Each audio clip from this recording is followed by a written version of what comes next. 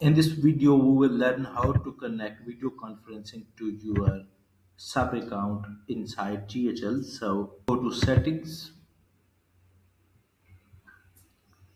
and then my profile.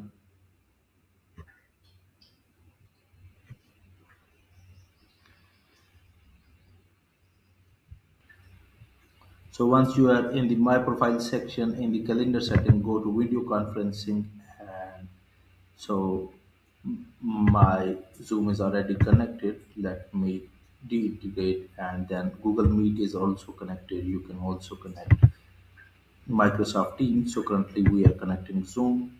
Click on that and it will take you to the Zoom login page. And yeah, so if your Zoom is login, it will be connected. So this is how you can connect your sub account to Zoom video conferencing. Thank you so much. See you in the next video.